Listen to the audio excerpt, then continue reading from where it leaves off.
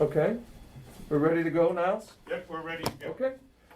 Calling the meeting to order at 7:31 on October 21st, 2021. And right off the bat,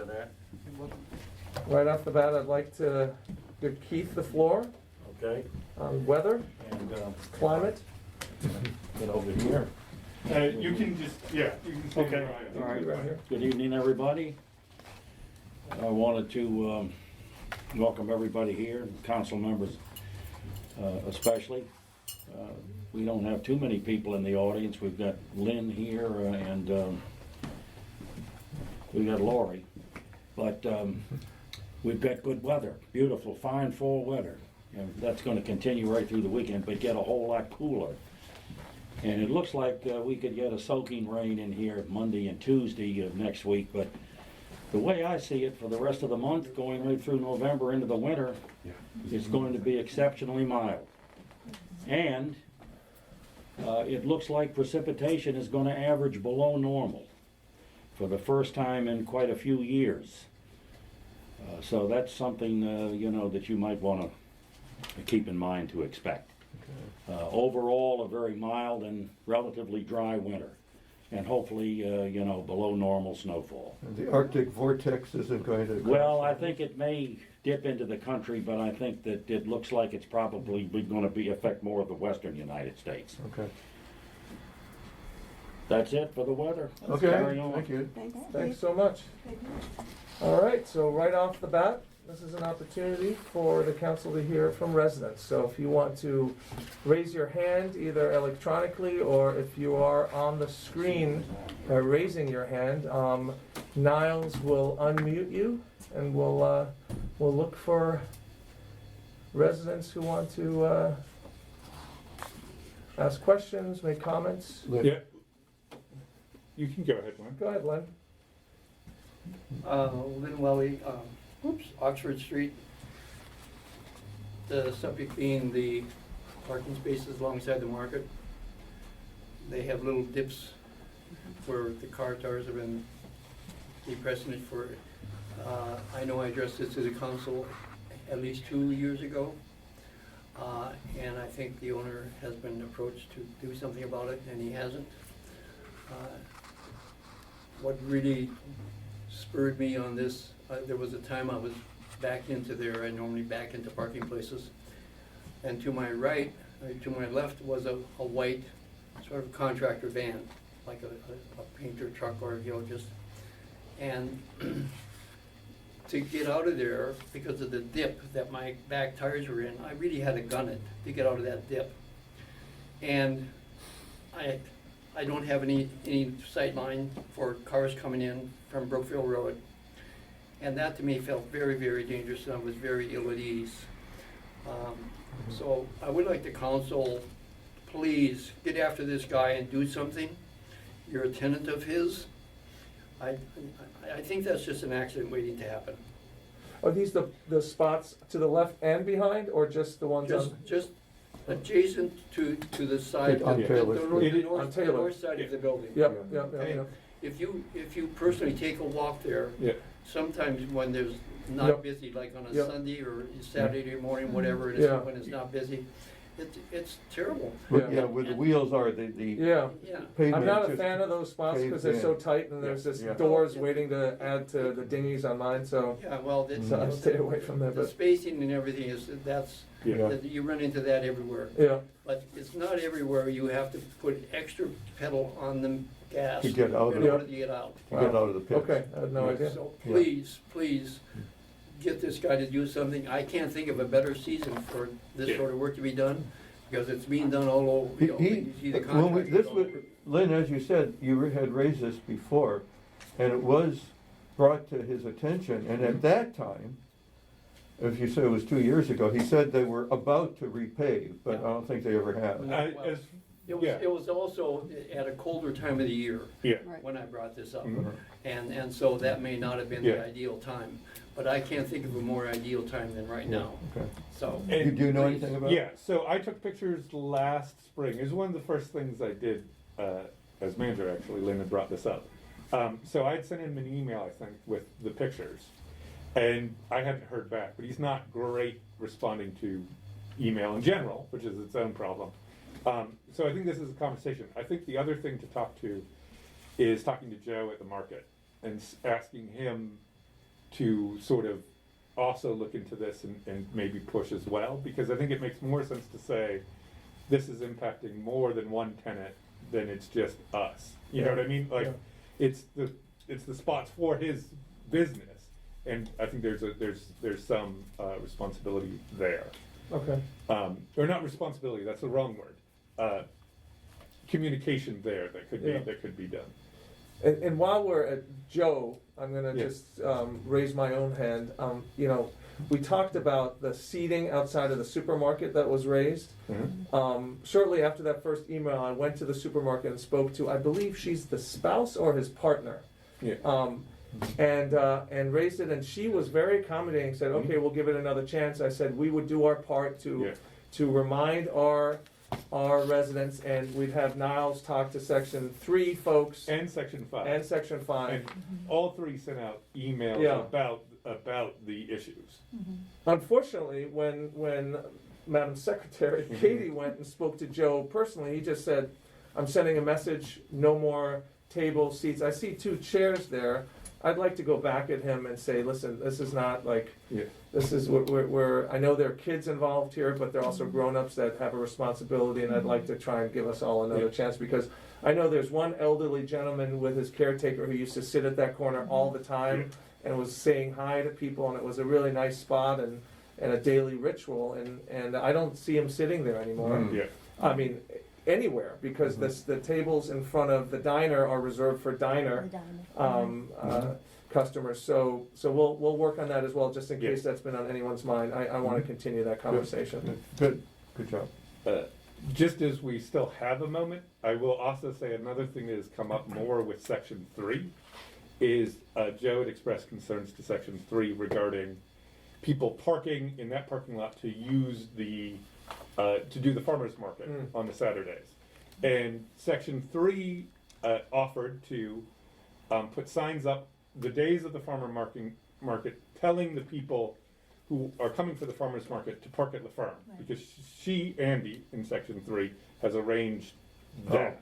Okay. So that's another just angle where we're trying to accommodate Good. and also just making people aware. Okay. And she Good. got her signs laminated? Yes, she did. Okay. We also had to replace the office's laminator, so there's that. All right.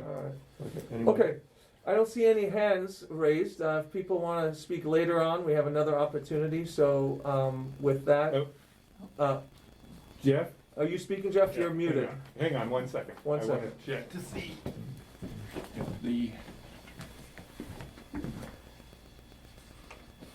And the audio should be coming in. Yeah, so it should be here. Unmute, try to... I want to see... Do you have to unmute him, Niles? Try to, yeah, Did you want to keep this? trying to see, this was working. Okay, hang on. 1 second. Where are you? Which are you plugged into? So the overall thing is,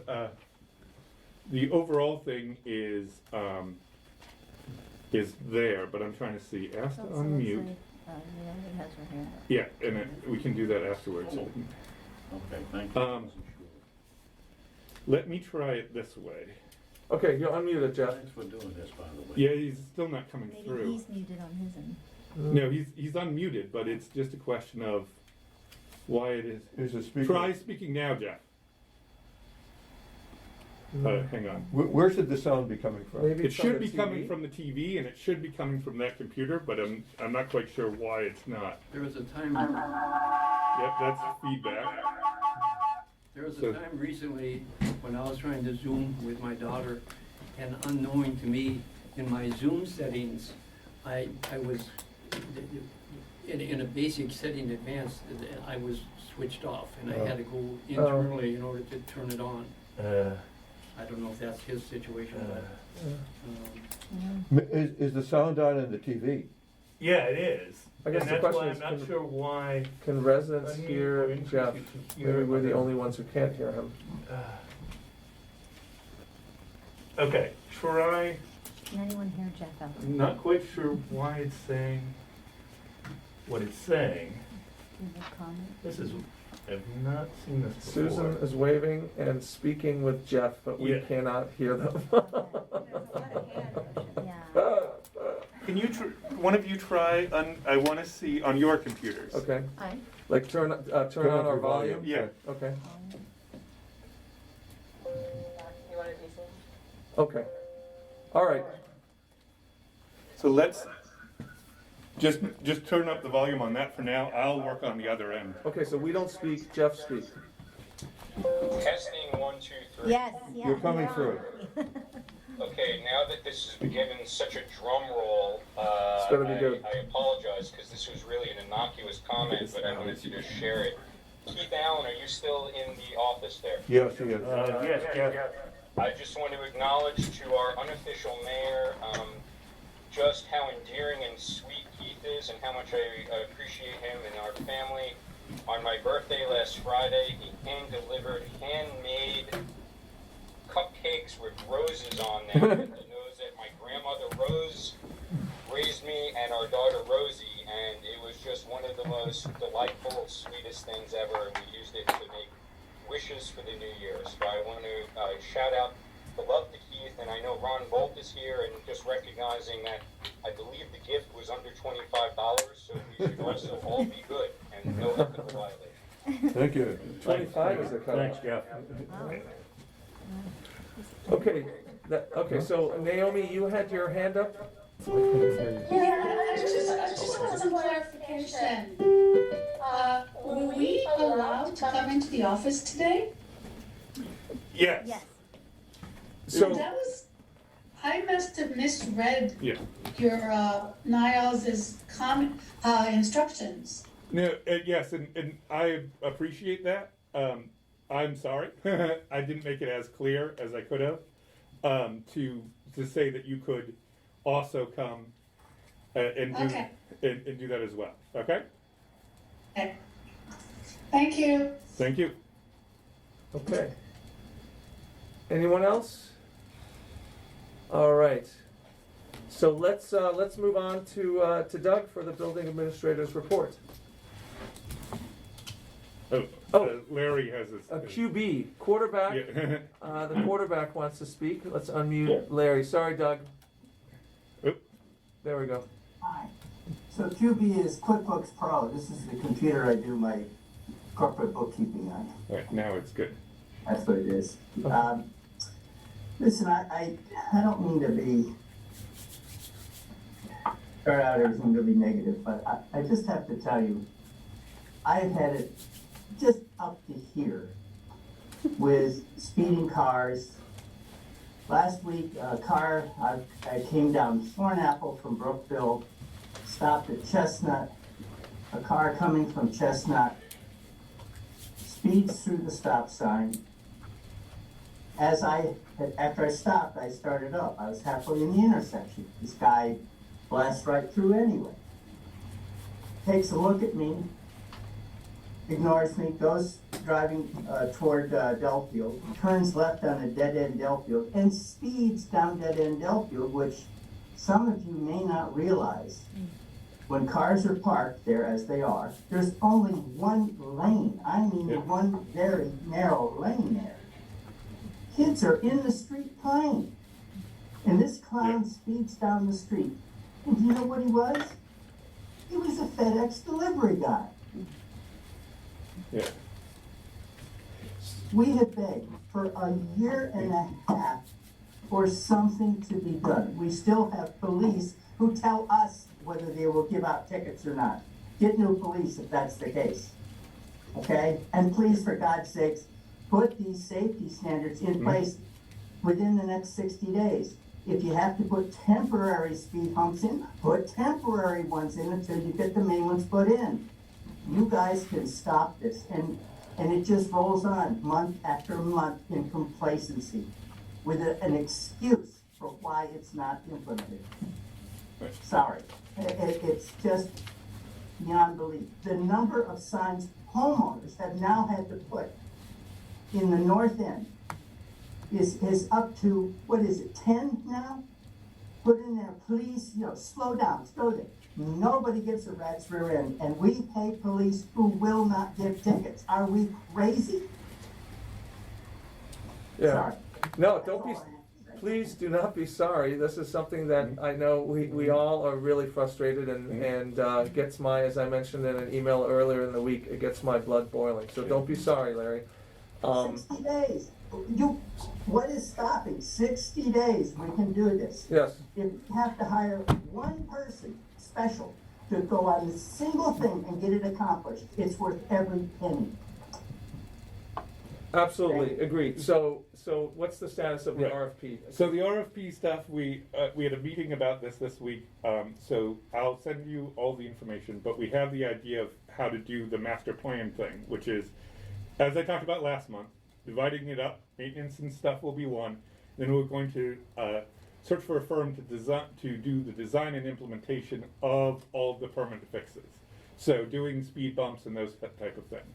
So that's where we're at. It's, I spent yesterday drafting it. Ron hasn't looked at it yet, but that will be, we'll get to, and we met about it on Tuesday. And so we have a plan. It's just implementing that plan. And we can address what we do in between then and now, Okay. Yeah, when should we talk about that?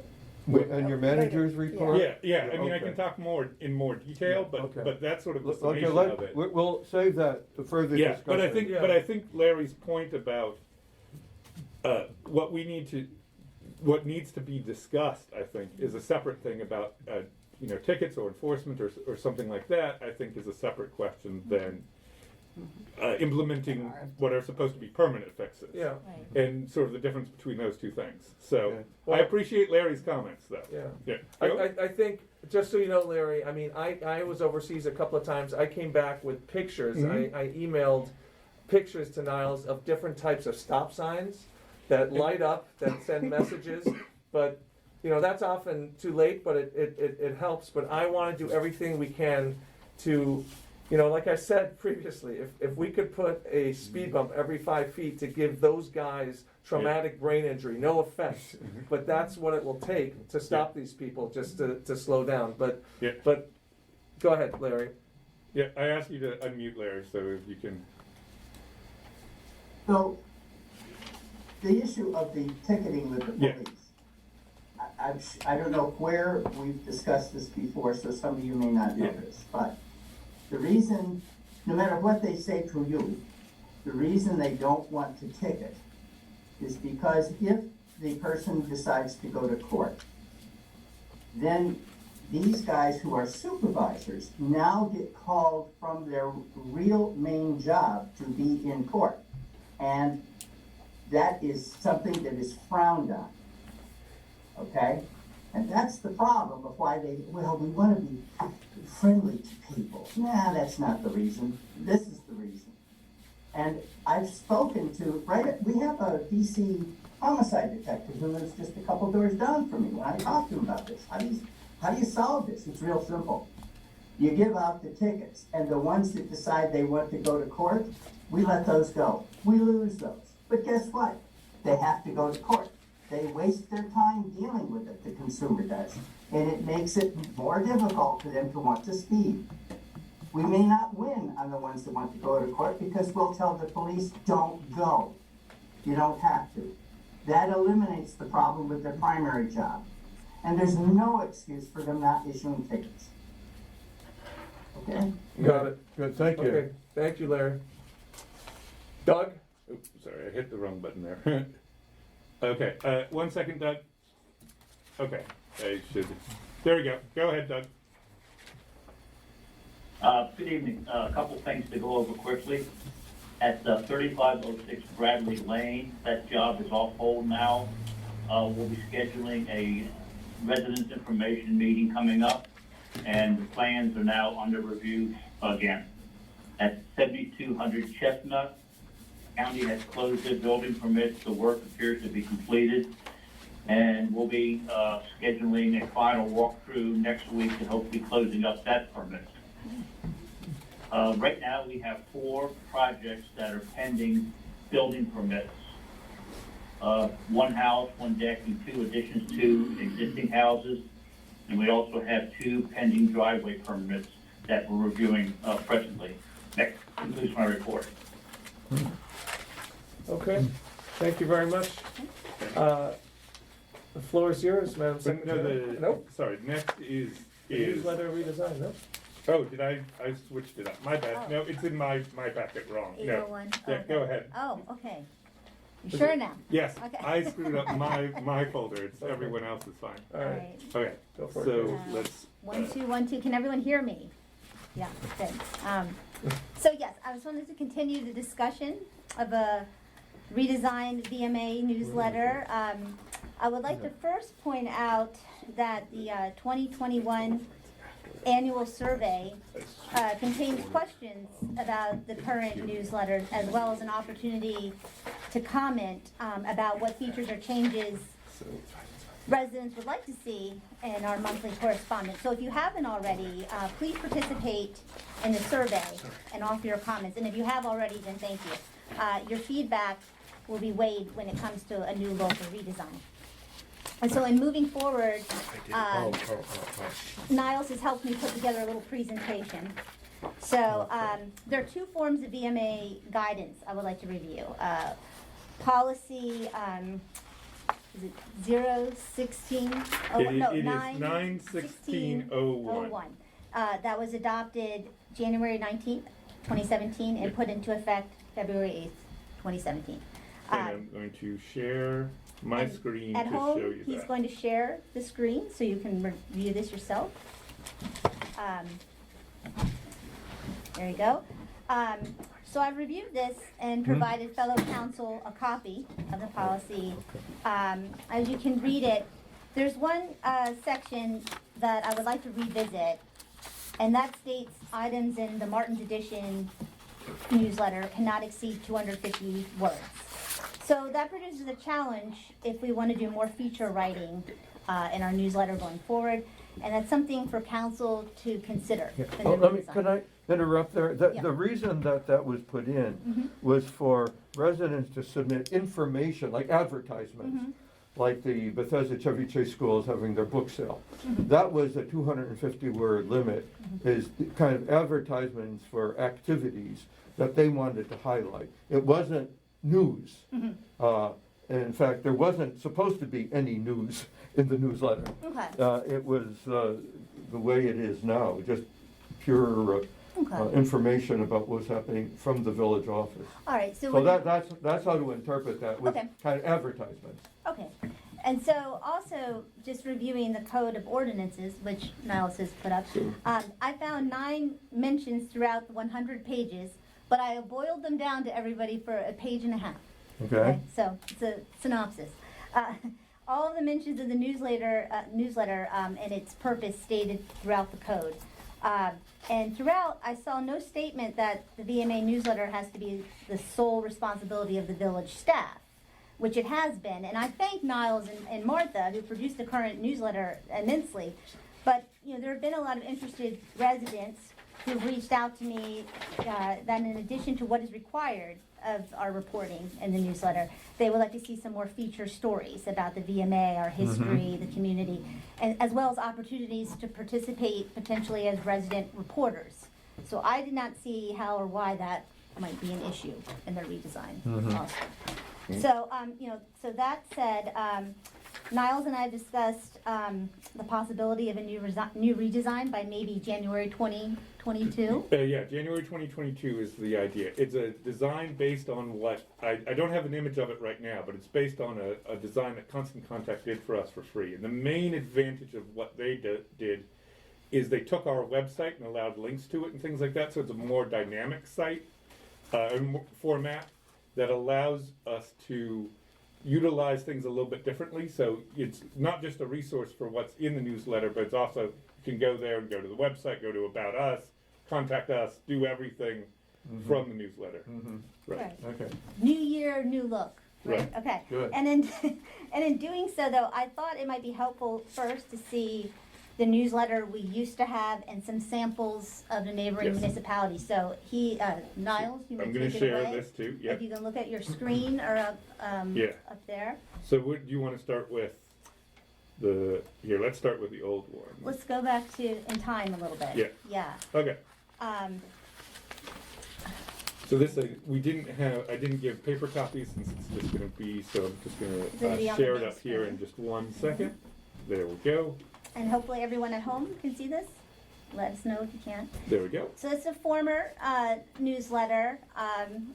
And it's a two-tier, and as you can see, there was a note from the chairman and all of the reminders that you see in the current newsletter. So it's required reporting, but that was kind of the old look of it.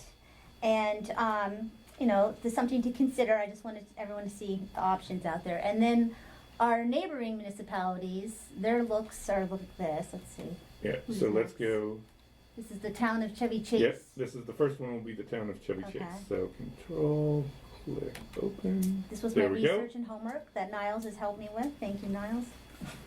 So this is the town of Chevy Chase example. Again, that's how they do things, looking forward. There's Yeah. always, you don't get off the hook with your letter from the chair, Keep Andrew. going down. But- One of the things to notice is that it looks like a newspaper. Yeah, Okay.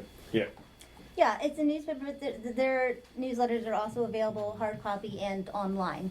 So that wouldn't change. But that's just how the town does. Again, just wanted other people to see some different looks out there. Mhm. And then this is also mailed and online, so Yeah. they mail it. And then next is, and I'm not going to show all of the municipalities in Chevy Chase. I promise. I'm not going to bore everybody. But the next one is section 3. Right across the way, who we were just talking about. This is an interesting look. I like, the village council, the borders, the headlines. So again, this is what their newsletter looks like, and if you can scroll down, this is available online, and I think this is also mailed. yeah. Mhm. Right, Mhm. And so it's a lot of the same, similar ideas. right. And then, sort of what they did and how Right. they did it, and sort of similar to the highlights that we Yeah. do in the wrap-up. Right. The community purpose. And then lastly, it's, I think, It's section 5, and theirs is a quarterly which one. is an interesting thing to consider too, because they do it quarterly. We have our weekly wrap-up, which kind of covers news weekly. But if we wanted to do something more featurey, maybe we might consider doing a quarterly newsletter. So I just wanted to show the different, styles and what our neighbors are doing. Not to be followers, we could be leaders Right. on this. Or, one consideration is to have one format on a regular weekly one with an expansion quarterly for Yeah. additional Mhm. features. And that might allow for more time for residents to help To and prepare. compile Right. stories. Yeah. Just a thought, that's how they do it, section 5. Good. And then, can you show the last link, or are we allowed? In Uh, my research. Yes, we can show that Okay, too. I just wanted to point out one thing that I found out. There's a company called Hometown Press, and they produce municipal letters all around the country. And we would provide the company, and the company would do the formatting, the publishing, the distribution.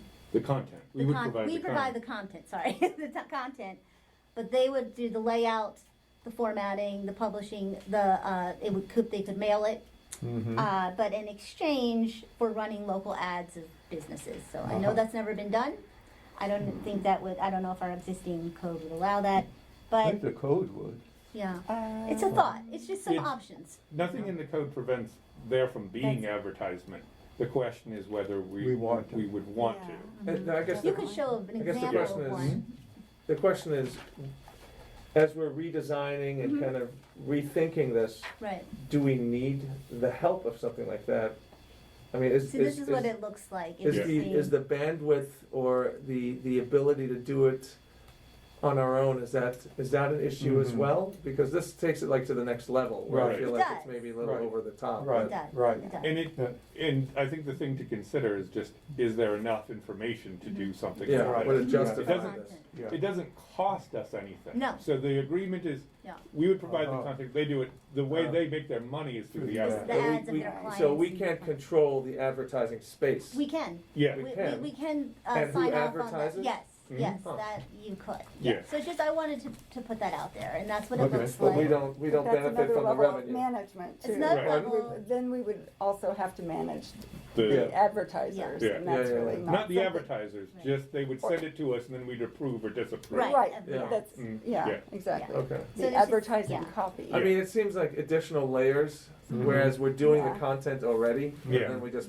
plug it into what would be a newly designed. Yeah, So this seems like maybe Yeah. a little much, but good to know that that's Yeah, available. so my goal for the next meeting is Niles, is Yeah. maybe to provide just some mock-ups. Right. yeah, Yeah. Maybe one Yeah, from and- them, maybe one that we do, and Yeah. maybe one with some resident help. you know? Great. Yeah, okay, that's what I was gonna say. Competition. When you think about who's gonna do it, is it all going to be on the staff, or would we have resident support Right, to pull it together? well, I wanna lighten the load, I don't wanna Yeah, give right. Niles any more work, he does a fine job for our, community, so this would be, in addition, he would provide his report, the letter from the chair, everything that we normally do, but this would just be a way to just sort of either outsource it a little bit more, or Yeah. get some more people who have been, suggesting features and columns, enlist their help. I mean, we Yeah. have a lot of communications Yeah. And- professionals in our neighborhood, Right. and they wanna help, so. And one of the reasons that we moved away from the old one that we had was that it took an enormous amount of staff effort and time to put it together. And so when this was being reconsidered, it was decided to go to the very simple format we have and cut down all the other non-official information that was in it. Right. So it was, but it was that time that it took to put in all the other stuff Right. that was one of the drivers of. And there were actually complaints from some residents too, about not being able to find the really requisite information oh. because it Okay. was buried in all of the other stuff. So if you had a supplemental issue, Or, Right. that was all the fluff. or you could- establish a format so Yeah. you Yeah. can. or do it in Official such a stuff, way, other yeah, stuff. that you could have it where it gets provided in a way that is easy for people, links in online version, and then we just print out the reports. Right. That way you can clearly identify what's important. Okay, Right. Okay. good, work on it, good. I will, so I have some homework, so next Yep. time I will provide Okay. more examples. I hope this presentation was helpful Yeah. for you Yes. here and at home. Yeah. Thank you, Katie. Thank you. No, my That's pleasure. great. Thanks for putting in all that time. Committee updates. Andrew, just real quick, Yes. perfect, Katie, just really quick, and again, you identified, I think last year when I was doing and working with the community engagement, we identified a couple of those areas, like you mentioned, the 250 word text limit. Also, I just wanna point out that one piece, while you're looking to amend that, and I would certainly vote to do that, it also is limited to text. So again, a format that could include pictures and other things, and if you're gonna do a supplemental, I know when I was, in grade school, one of the things that was really awesome and was a delight was when I got to contribute to the local newspaper. And so you might be able to get kids, in the neighborhood, maybe as a supplemental, especially if you make the design of it a lot more jazzy, allow them to put like some pictures or Junior animation reporter. or something like that. So I just want to put that out there. Thanks. You could have- Absolutely, absolutely. We Thanks, could even Jeff. have senior reporters. Yeah, senior reporters, junior reporters, and I like the use of the word jazzy. I'm all about that. That's Yeah. fine. Thank you, Jeff. Okay, So it's about the committee, so he's the public safety committee. Yeah, okay, no, that's because we Right. skipped the committee. So let's go to committee updates. Yeah. I don't know if we wanna start with, Halloween is listed here. Yeah, can you let Mark Schaefer from the Public Safety Task Force has to go in 10 minutes. Okay, So let's just let him say his thing. Are you there, Mark? I am. Hello, everybody. Hi, Good Mark. to see you all. I've enjoyed listening to this meeting. I apologize for having to run. I have a family Zoom call for my mom and my daughter's birthday at 8:30. So, The good news is that our preliminary report was submitted today. And obviously, nobody's had time to read it, digest it, and I'll be prepared at the next board meeting, or sooner if you wish, to, and maybe some of my members can join me, to give you a detailed response at the next meeting. Essentially, just to give you a wrap-up, we did what we said we would do. We did a survey. We used, it broke out into about 4 different areas of concern. We used 32 questions to try to parse out those areas of concern and give people different ways of coming at it. And then we applied a marketing statistical analysis, which is called the Net Promoter Score, which we applied to the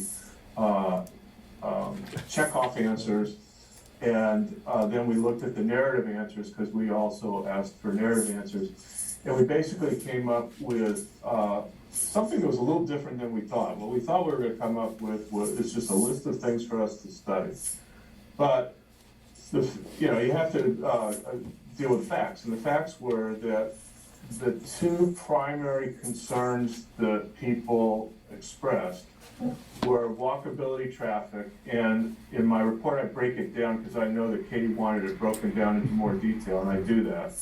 But in line with the conversation earlier today with Larry, the most important issue to the residents is to deal with the walkability and traffic issues soon. And I understand that you're working on it. And so we didn't think it was an appropriate thing for us to study. The Walkability Task Force has already done that. You're doing that. So it seemed to me that the appropriate thing to do was simply to bring this to your attention, that was the most important issue to the residents. And encourage you to engage in it and support you in engaging in it. The next most important issue to the residents was community and law enforcement communication with regards to crime. That didn't mean cops walking down the street.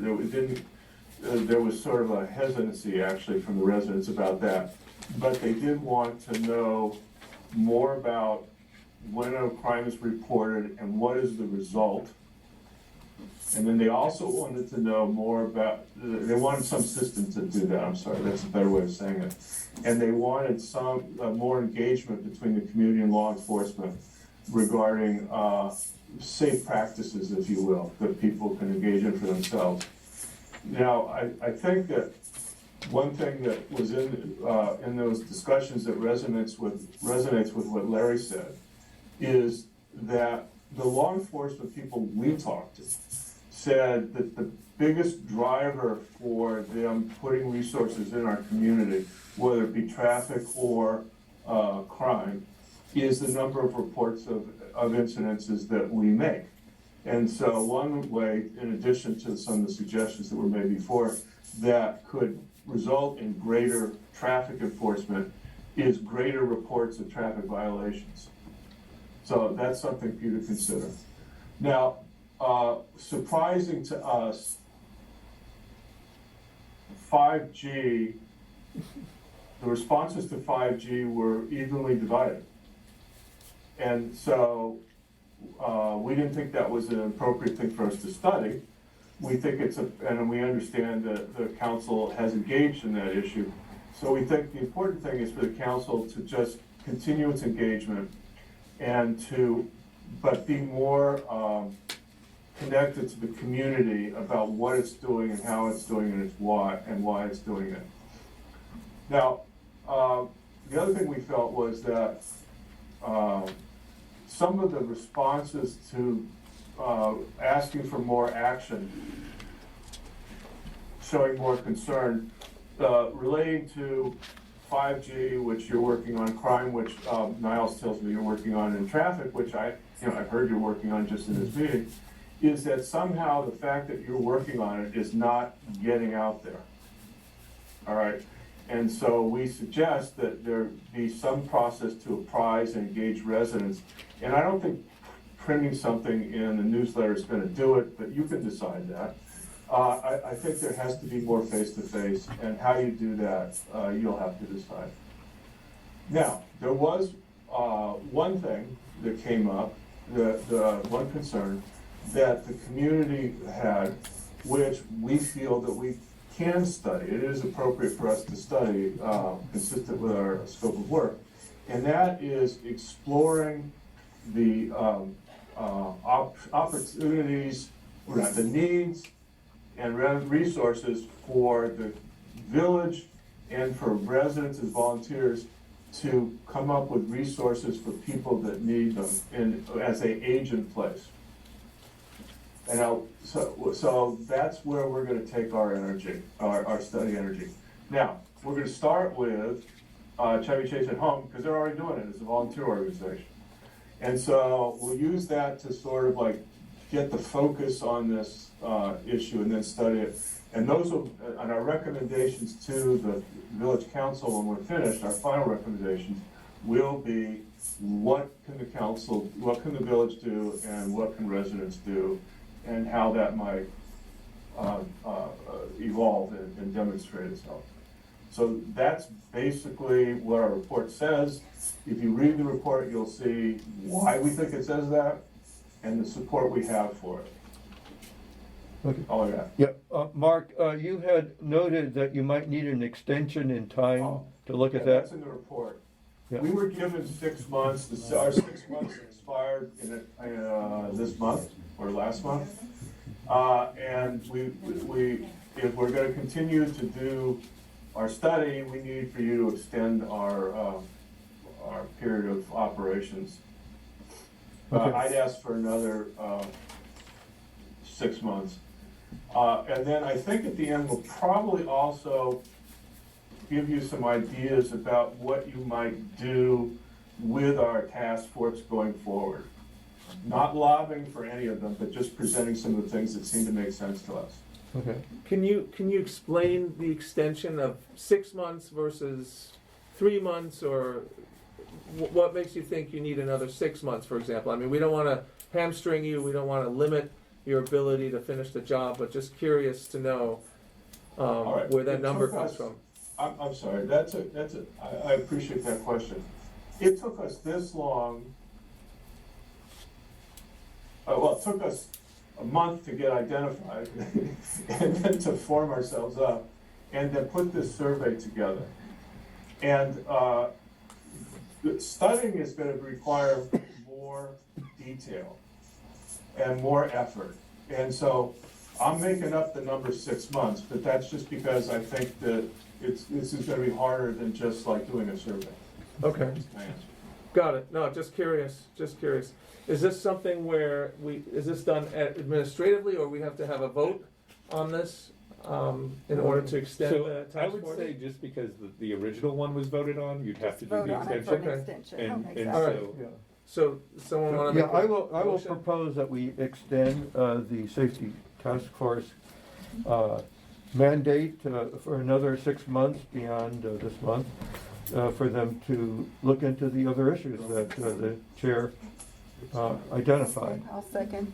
Okay, all in favor, say aye. All right? Aye. Aye. All right, unanimous. And do we want to, so let's stipulate when that month, do So- we begin November 1? Or like we Just continue through April. continue through April? yeah. Okay, that's 6 months, thank you, we have a mathematician at the. Okay, so And through, Mark, go ahead. Mark, as you're shifting off to birthday celebrations, I think it's really important to recognize yourself and everyone on that task force for the exceptional work and hard work. And I know Arthur probably has, things and a lot of folks can say, but I just want to say, the deep gratitude and really the professionalism. It's been a pleasure, and I've been really along for the ride. There isn't a whole heck of a lot I've done other than just witness, really the superb efforts that you've done. I just want to express that. You're very kind. I would say that maybe I should name the members of the committee. Besides myself, they're Amanda Saul, Naomi Nairman, Lynn Welly, and Rachel Yavinsky. They've all made tremendous contributions, which you'll read about in the preliminary report. Then we've had tremendous support from Niles. We've had tremendous support from our two council liaisons, yourself and Arthur. They've made a big difference. You can minimize what you think your contribution was, but I think it was a little more than that. Arthur was great. And then we've had a lot of support from the community. Lots of people have sent us emails, have come to our meetings and helped frame what we came up with. It was a community-wide effort. Well, thanks. Thank you for the opportunity. Thanks to all of you, and we look forward to your ongoing efforts. So thank you so Thank you. much. And I'm happy, off to the Can I break. ask a quick question? happy birthday to your family. Yes, Marty? Thank you, yeah. Two quick questions. Number one, can the residents get a copy of your report? I'd love to read it. And So, also, what's the so I status? sent it to the council today because that's sort of the normal process, but what we'll do is we'll include, we'll put it on the website, on their committee page already. The task force The page.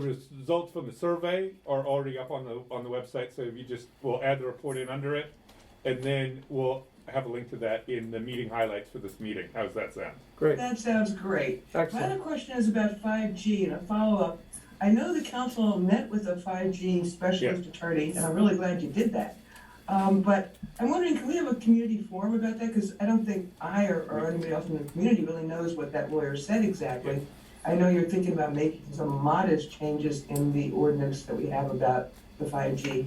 You know, and I just want to ask for a community forum on 5G as part of the process of looking at that ordinance so that you have, again, more community participation.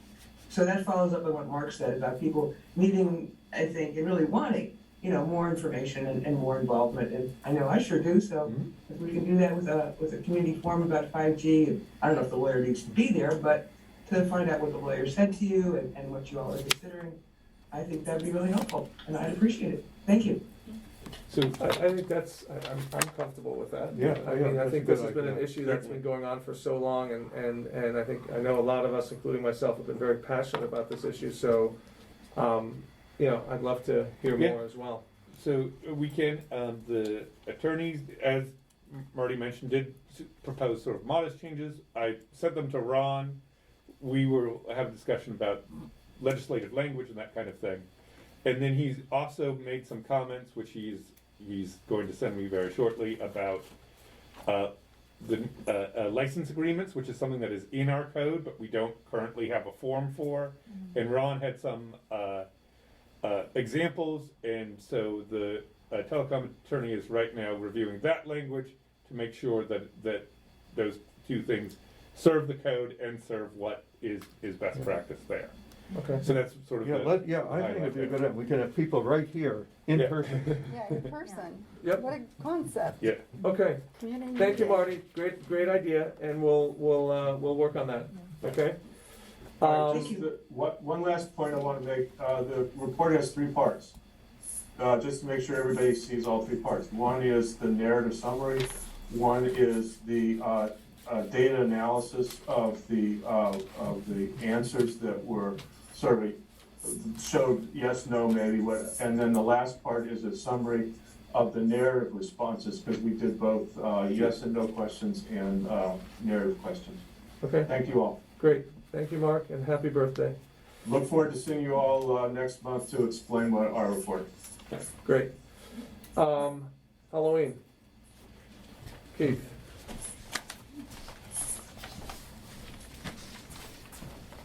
Council members and residents.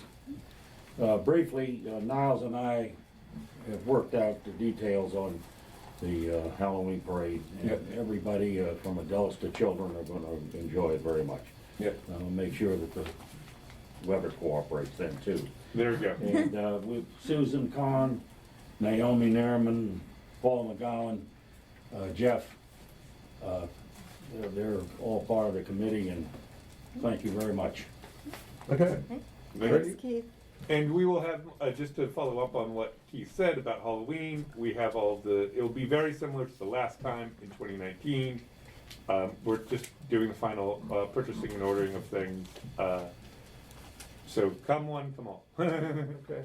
And we've discussed internally about a competition between council members and their costumes, but I'm not sure it's been agreed to, but who knows, we shall see. It's been a while. Yeah. Recognizing that Katie and Andrew have really upped the game, I shared with them that as we drive down Turner in the neighborhood, you know, Rosie has now, you know, exclaimed, how come our yard is not like theirs? We are preparing, and there should be some surprises coming in the coming days. Excellent, excellent. No pressure from our kids. So any other committee updates? Is there any other? So the other thing to mention is just that the Ethics Committee will be hosting a public meeting on November 1st. It's already on the calendar. The information about it will be shared in this week's weekly wrap-up, next week's weekly wrap-up, and the newsletter. Okay, great. All right, so next is, we've been skipping around here. Are we on the structure? Is this where we're at? Yes. Mm-hmm. Discussion of the structure of the committee engagement committee. I think Lynn, you have the floor on some thoughts you have in terms of community engagement in general and activity groups. Come up, the camera is there. Yeah, just come. So if you can dolly in. I prefer to be off camera. Off camera. Oh, you want to be off camera? Yes. You're good. Just Okay. Lynn, Yeah. please. All right. The structure thing has been sort of out there without definition for a long time. And it takes a while for things to metabolize in my head, but they finally did. And it's coincident with what I feel are historic numbers for the village. One, the number of candidates that came forward for the last election. The number of votes that were cast. And then the number of people that came, I don't have the number. 20. There was 20 people that volunteered for committee assignments. And in the past, we had trouble just getting anybody, to come forward for anything, and if you were lucky, if you got 3. Now we have 3 committees, each one fully staffed with 5. Yes. All right? So, if I'm reading the tea leaves wrong, then, everything's out of whack. But these numbers, to me, are very encouraging. That combined with trying to come up with a structure that will include more people into the community to engage so that we can become a closer-knit community with more communication, threads crossing, whatever. And in the long run, as these things congeal and become functional, we as a community will be much better off, and each one of us personally will enjoy much more the high level of enjoying living here. So thanks for that little intro. Now, this started with the Community Engagement Committee, but somewhere along the way, in talking with residents, there was a suggestion that we need another component that sort of looks like, what you're looking at now. And this is, instead of having a bunch of circles going out for community engagement, we should have a safety circle. And this is sort of the meat and potatoes of not so much fun, but the stuff that really underlies the infrastructure of what keeps us healthy and safe. In that area, we have, again, already talked about tonight by Larry Wasson, and that is speeding.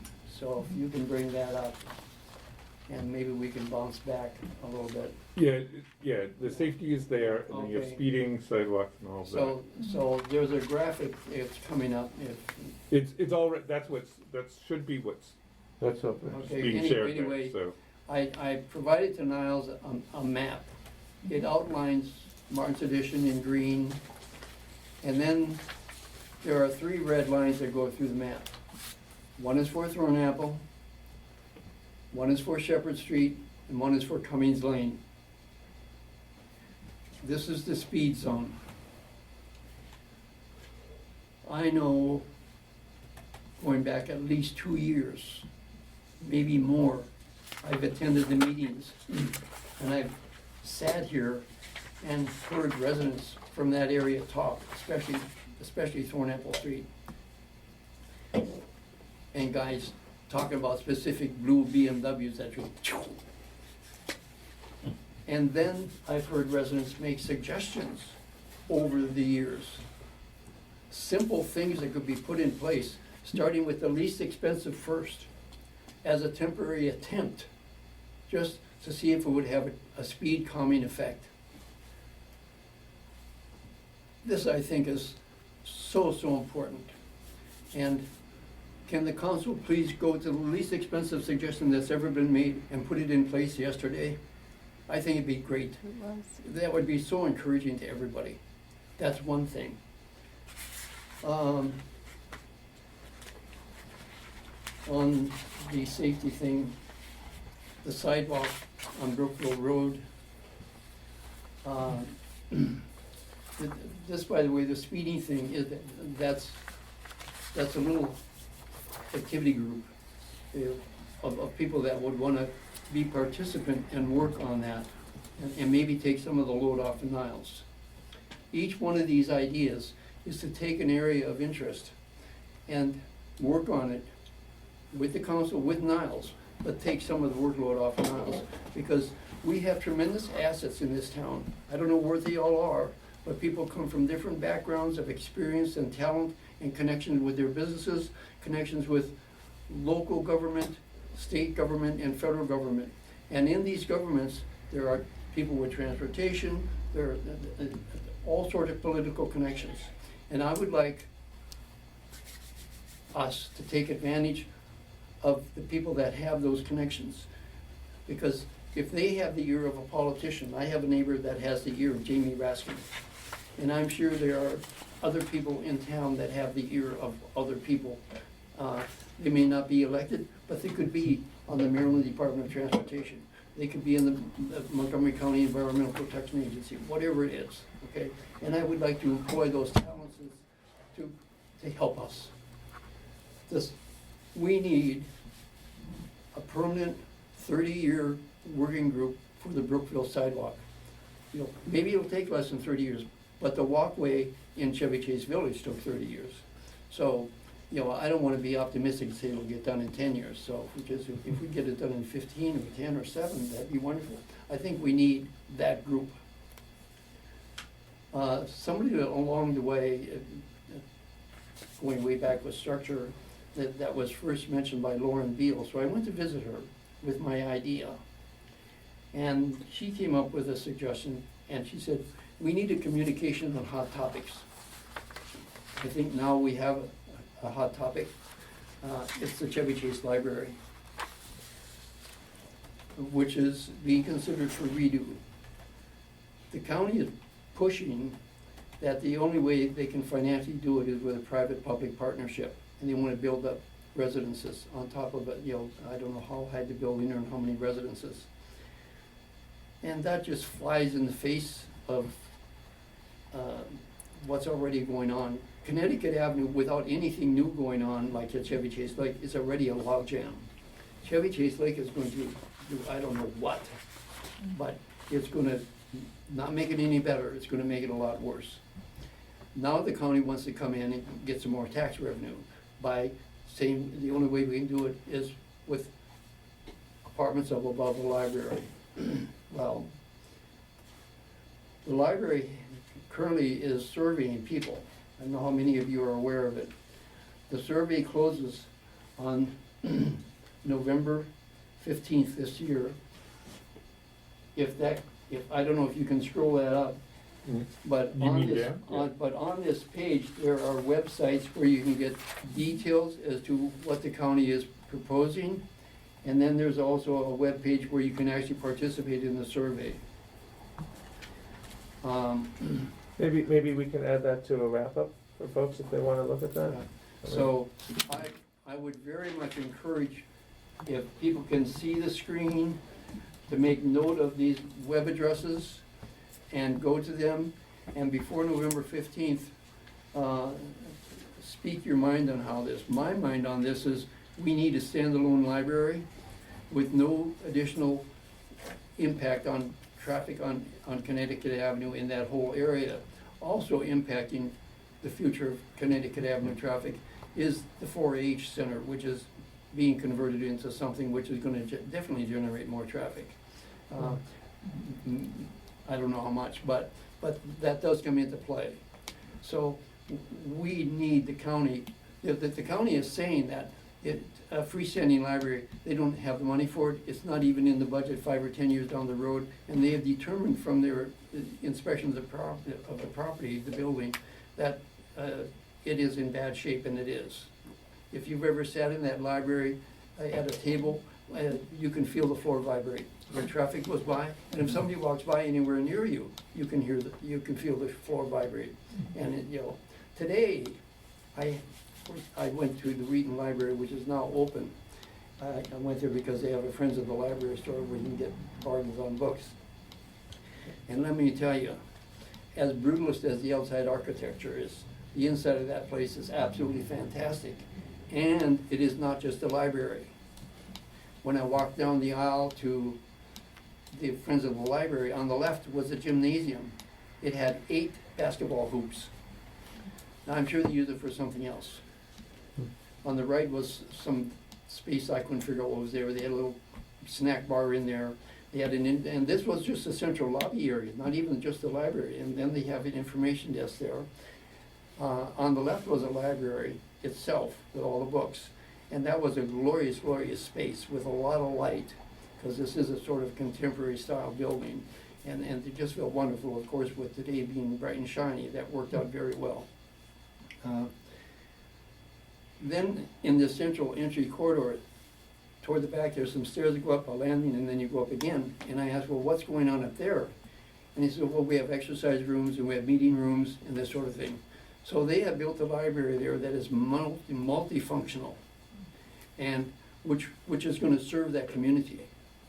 And I don't see why we couldn't go for that here also, because if they're allowed to build units for residents on top of an existing of a new library, they're going to be impacting traffic, and they're going to take away from the quality of life in our neighborhoods. Where was this other library? Sorry? Wheaton, at the corner of Arcola and Georgia Avenue. You enter off of Arcola, east of Georgia.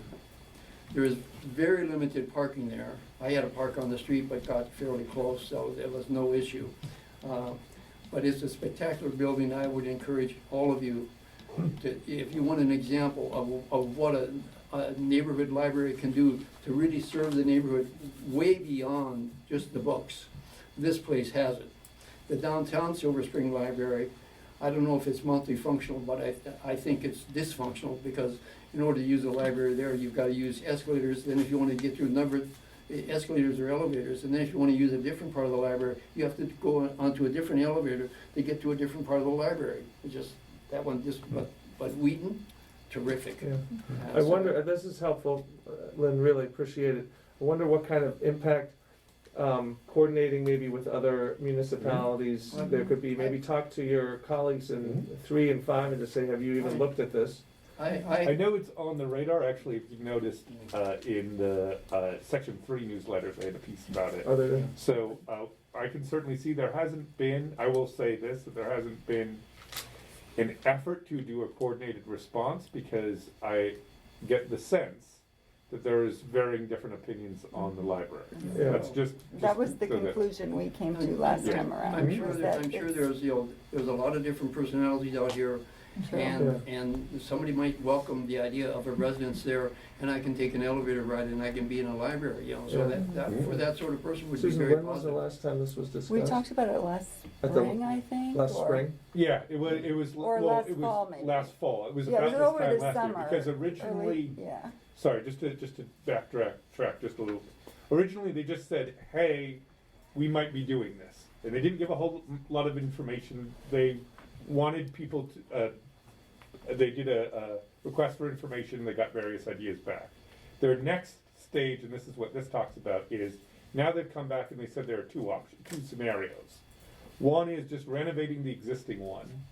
The other is this idea of adding different things to it. Yeah. So those are the two scenarios that the county is now discussing. So I think the question of coordination and how active they are on this level is, I think, something to discuss with the other municipalities, Yeah. because I'm not sure where there's been other things that they've organized on and. I mean, I must tell you, if the 5G responses were split, which is surprising to me, I feel like this is another place where if you do a survey, there's some residents that might say, it's not in my backyard necessarily, I don't go up Connecticut, I go down Connecticut, but I agree, it's something that maybe we can find out what other areas are talking about. The county had 2 dates at the library where people could come and they have their paperwork out there and their display boards, and I went to one of these. And let me tell you, what they're pushing is a high-rise building. The physical aspects of this building, the infrastructure are such that it's not really practical or viable for them to try to do a renovation. It would probably cost more than building an entirely new one, in its place, no bigger or smaller than what's now there. The place is in, it's electrical systems, the central air conditioning systems, it's just, I can't imagine what the homeowners around there are thinking. well, I mean, that's what I'm thinking, just that neighborhood right back in there, it's a Right. lovely neighborhood. Yeah. And to think of, because they definitely use Connecticut Avenue Right. on either side Of of course. East-West Highway. And Right. you talk about an impact on quality of life for those Right. folks. I mean, that's a neighborhood we should probably make into contact with, and I know that's not Yeah. a municipality and incorporated, but and those people cut through there huh? to avoid east-west in Connecticut. I'm one of those people. Yeah, So that might not be an option anymore if it gets too busy. so, Okay, so the web addresses are up there. Yeah. My impression from attending this meeting is a redo of the existing building is out of the question. A freestanding library is out of the question because the money's not there and it's not in the budget. And the thing they're pushing is more tax revenue with a public-private partnership, which I'm pretty much voting against. So that's my position. Now, continuing with other possibilities on the okay, safety hub. Vehicle parking in where people shouldn't be parking and try to get a handle on that so that, because it impedes visual sights of line, and sometimes it just turns an intersection into a very narrow congestion, and it can't safely make a corner, people coming in or out. yeah, Another activity area would be the utility infrastructure, water, gas, electricity, to make sure that we're up to snuff and that the utility companies are giving to us what we need. Can I interrupt, Lynn? You're suggesting here, I'm trying to get a sense of the broader picture, for both safety and community engagement. These various. There's two separate components now. Yeah. The safety thing is a meat and potato thing. The community engagement is the warm and fuzzy stuff. Okay, And I'm getting to that. Okay, but I want to ask about your structural idea here. Is that you have an ongoing committee with these various active subcommittees, groups, who are directly engaged in these activities? What subgroups? Well, your sidewalk speeding, the library. Okay, well, this is, again, this is just a conceptual idea that I Yeah. have.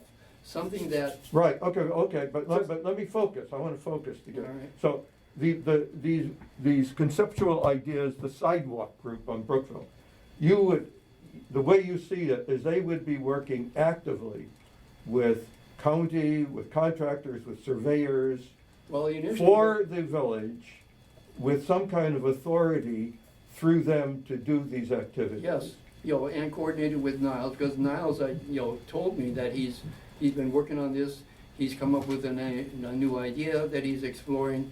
You know, I don't know the details of this. I have a neighbor who I said has the ear of Jamie Raskin. Right. And I would like to think that there are other residents in the community that have the ear of people in positions in state or local government that could come into play. And this is a huge project, and what really frightens me is after school, you'll see, you know, this nice weather, you'll see the kids riding their bicycles on this no. Yeah, let's focus on the committee, Lynn. Okay, so. Okay, focus on the committee, the Okay. structure. So, all right, so that's the structure. Each one of these outreaches, you know, I started with the idea of a bicycle wheel, and then, you know, the spokes going out. Yeah. It could be an umbrella with the struts going out, okay, with the little dangly balls around, and even the umbrella could be a rainbow color thing, so, you know, you're just bright and happy. Okay. So all these little circles around the outer edge are just conceptual ideas of where people might have a specific interest and a willingness to participate, whether it comes to play or not. That is why, fortunately, in the first reminder notice, there was a suggestion that people could volunteer suggestions tonight during this meeting. Anyone who happens to be tuning in with an idea that they would like to see pursued. Okay. If it doesn't happen tonight, then hopefully people will be coming forward to the council, to the village. Yeah. And giving a response, and then we can go from there. Lynn, if I can just a couple of quick things, just in the interest of time. Yes. I think from when we spoke about this, the idea was, there was a sense that the community was getting more engaged, for lack of a different A word. willingness for engagement. And there was more of a willingness, and your idea was, maybe there need to be additional opportunities for residents to be part of these activity groups with specific issue areas that they're assigned. Yes. And so I think that's the bottom line. And so the question is, you know, we're lucky we've had 20 people who volunteered. The question is, how much more are we going to get out of residents on a day-to-day basis or a weekly basis or monthly basis? And how is it going to be, how do we organize this? And I mean, we have one young lad here on his own who's going to have to oversee, 10 more spokes of the wheel? So, you know, we need to, I mean, this is something we're starting this conversation. I'm just trying to, in my head, conceptualize how that's All right, well, I understand. on a that management front just to prime possible. the pump, it will put extra taxing on Niles and maybe the council. But I want this, once that pump has been primed and running, it may, you know, it's not gonna get going on all of these, you know, not all of the cylinders are gonna be humping, you know, just maybe 4 out of 6 or 2 out of 4. But I can't imagine that, at least the speeding thing, that there wouldn't be a number of people that wouldn't come forward and work on that. Right. Okay? Right. And so let's just say that as an example. Okay.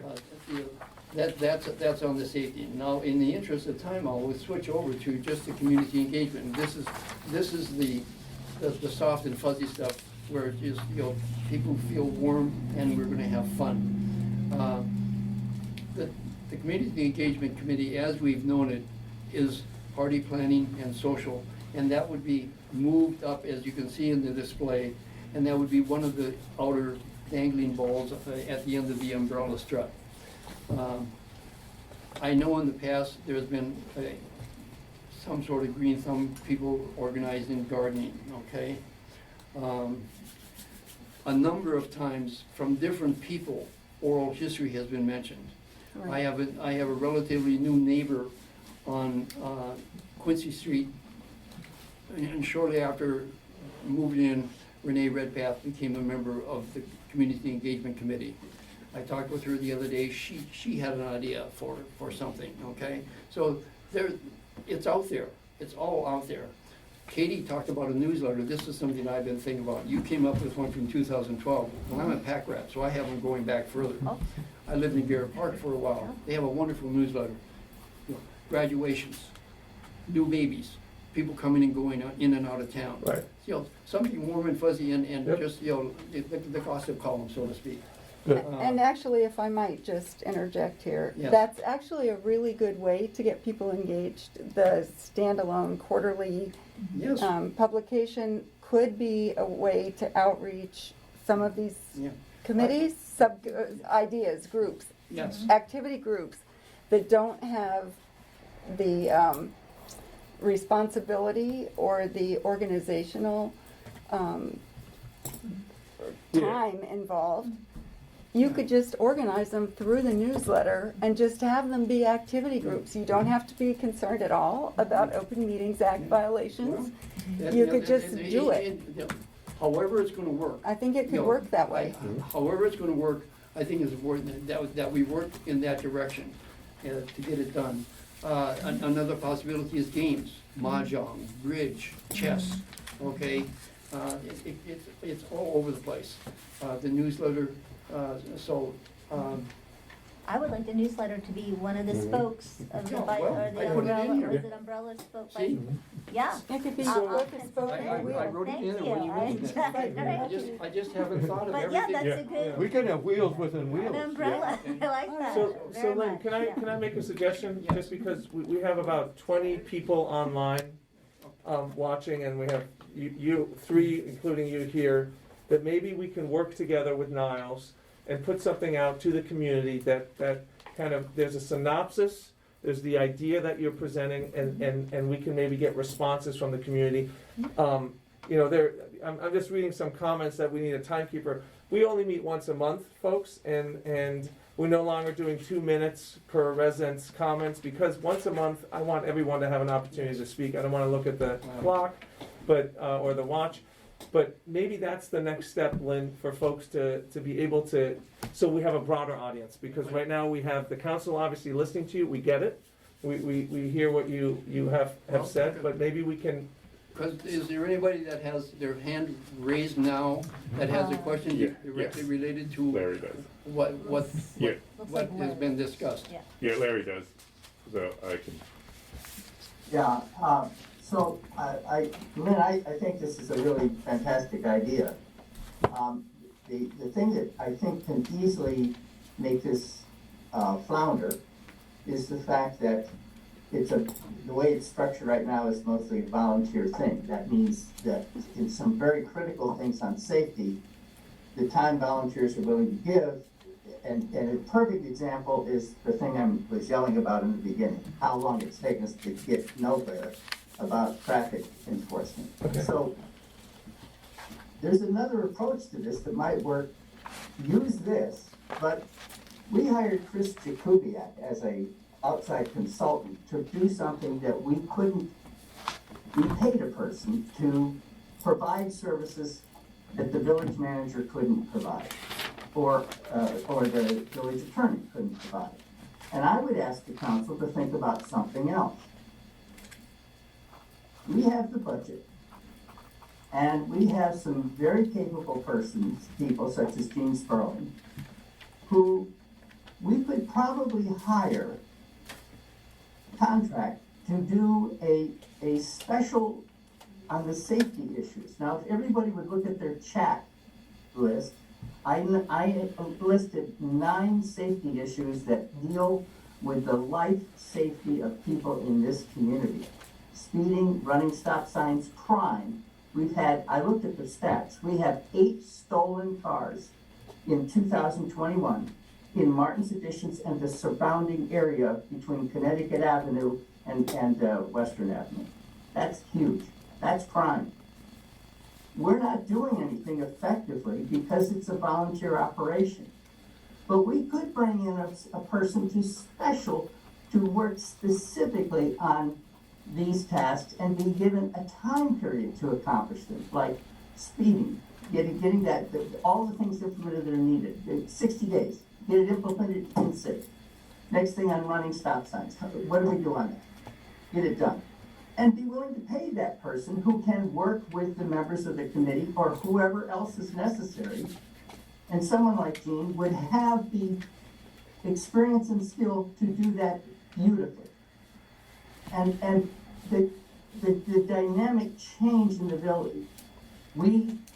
changed from a special taxing district where we had few responsibilities and for some stupid reason decided we wanted big responsibilities, got the county and the state to give them to us, and now we're not doing them. Because volunteers can't do them. They don't have the training, etc. Why can't we hire people to come in and help us spearhead these things? I'm asking the council to think about that very seriously. Okay, thank you, Larry. I have So my hand up, can we, Marty. go ahead, Marty. Thanks, real quick. I love the spokes idea. It really gave me a lot of food for thought. And I have lots of things to fill in on the circle on the community engagement. Like there should be a circle with the block captains that handles welcome bags. We could do more on that. I would love to see a little spoke circle. Is this community helper groups? You know, snow shovelers in the winter and people who can give rides to folks. That goes to something the safety committee Mark we're talking about. But we should have like a little group that actually coordinates a list of helpers that you can contact if you need help. I can see so many groups here. I'd like to see a group on the listserv and communications in general. Katie, that picks up on something you did. And Arthur, you came to the Community Engagement Committee months and months ago, asking for the Engagement Committee's help in figuring out, how to do a better listserv that's more accessible to people. So there's sort of a listserv communications cluster. Yeah. And I think that the beauty of the design here is that it sets up a way for people to plug in on what they care about. Yeah. And obviously, each of these groups can have a community forum or several community forums to engage the larger community. But right now, there's really no place for people to plug in readily. Yeah. If I care about the library, which I do, I went to one of the library sessions that the county sponsored. But there's no group for me to like go sit in on a Zoom meeting and say, what's up with the library? What do we need to do next? Yeah. What are our neighboring villages doing in the library? So these are like special ways to plug in. And I think that I am encouraged, like Lynn is, about people's willingness to step up. Part of it is, I think, the result of the pandemic. We all realize how important our neighbors are to us. And I think that this is really the time to move this. I certainly think that hiring people like on the 5G forum, makes perfect sense for me to hire somebody who knows more about it than I do, certainly. But a lot of these groups are very doable. If you give people a chance to plug in, I think they will. Okay, And so I that agree. is a burden on Niles and the staff Yeah. to actually do Zoom meetings, but maybe we can find Yeah. a way to do communications hub that can do Zoom without having Niles having to always be the one to run it. So Marty, I agree, and I think this is just something we need to think about. Right now, obviously, with, election, ethics, and community engagement, we don't have a point person on all these issues that we all care about. And so trying to figure out if someone can be deputized or someone can take the lead and can have a group around him or herself. Let us think about this. I think these are great ideas that Lynn brought up. And let me add, Larry brought up the idea, and Lynn, a volunteer coordinator position, a volunteer coordinator. We have positions and we have contractors to do roads and other we have legal counsel. Right. We hire people to do those sorts of things. Yep. Hiring a volunteer coordinator could take off some of this load, and it would be their job to oversee these things on a regular basis. Something to consider. I'm not sure I'm not sure I like it, but it is something to think about, and it is something we have to go through. Run past Ron as far as our ultimate responsibility. Yeah. I mean, look, I totally get it. The question is, how else is this addressed outside of bringing it up with the council? I think we need to move on. It's just it's almost 9 o'clock. Yeah. Can I ask Katie a question, please? So hold on. Let's have Lynn just finish his presentation, and then can we we'll do the residents' comments for questions so that we can just check the box on the remainder of the agenda. That would be great. Lynn. All right. I think people individually have different personalities, and I think the different incorporated municipalities around here have different personalities. And so how we might respond to different things is maybe different than what on the other side of Brookfield or on the other side of Connecticut Avenue. This afternoon, I had the good fortune of bumping into Andy from Section 3, and I showed her the chart, and she says, well, as far as parties and stuff, if over there, it's a dead horse. And he said, you know, if that's what you're planning to do here, it's not gonna go anywhere. And I said, well, it's institutionalized here. We are a party town. That's right. And so, you addressed a bunch of curiosities about checking on outside of our area. I would suggest we can do this internally, with the top part of your interested to learn, and get the response from internally within March edition, and then carry on from there. I have a tendency to be long-winded. I don't have enough brains to put it in short words or short statements, but I appreciate the time, and I know I've overstayed my welcome. No. And Thank you, Lynn. I hope we all wind up getting a good night's sleep. Yeah. No. Listen, like I said, we only meet once a month, so I don't want to restrict folks. But let's just go through the remainder of the agenda, and then we have residents' comments. And Larry, we'll go to you first when we get to that. Doctor. Okay. The next thing on the agenda is the introduction of a very preliminary draft guidelines for village committees. And this is a subject that came up during the Ethics Committee debate last year. And it was suggested that what might be useful would be some guidelines for both the village and for committee members to have to guide their operations. I'm swallowing my mask here. I volunteered to put something together, and I started by going through many of the guidelines that we find in other jurisdictions. Some of our neighbors, some farther afield. There aren't that many. Some for bigger towns, Maryland Municipal League, and elsewhere. And I tried to tailor them to our own needs and the way we do things. So I'm not sure we actually need it, but what I found in putting it together is that we have some history within the village of how we organize committees. It's never been written down, it's never been codified, it's never been regularized, and we're always kind of fooling around with it. Two recent committees that we had, the Walkability Committee and the Safety Group. These are task force, these are not committees. Please. That, we can call them whatever we want to call them. I think there's a significant difference. We have not, this is again, these are differences that arose spontaneously. There's nothing that says that one is one and another is another. I'm calling them all generically committees. One of the things we did not do is provide a mission statement for them. So the first meeting, they were sitting there saying, what are we doing? I said, oh God, we forgot to provide the council, which is the council's job, but it's never written down. But there was a reason for that, for the CEC. Oh, you're right. I mean, there were reasons for all of them. Clearly, election and ethics, everybody knows what those mission statements are. That's right. Or what their missions are. It's written in the code. It's in the CEC, statutes.